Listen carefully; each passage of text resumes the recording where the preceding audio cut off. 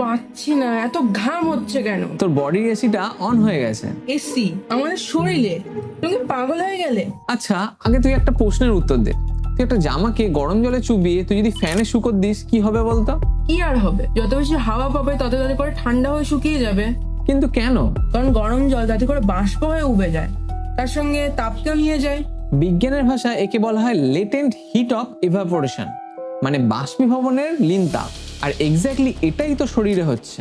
বুঝলাম, কিন্তু ঘাম কি করে বেরোয় আর আমার শরীর কি করে বুঝলো এখন ঘাম বের করতে হবে?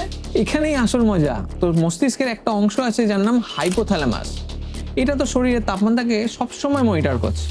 যখন তুই দৌড়াচ্ছিস, খেলাধুলা করছিস বা এই গরমে বসে আছিস, তখন শরীরের মধ্যে প্রচুর তাপমাত্রা তৈরি হচ্ছে। যখন তোর শরীরের তাপমাত্রা অতিরিক্ত বেড়ে যায়, তখন এই হাইপোথ্যালামাস তোর শরীরে 20 থেকে 40 লক্ষ ঘাম গ্রন্থি বা সোয়েট গ্ল্যান্ডকে অর্ডার দেয় জল ছাড়বার জন্য। 40 লাখ? আমার গায়ে 40 লাখটা কল বসানো আছে।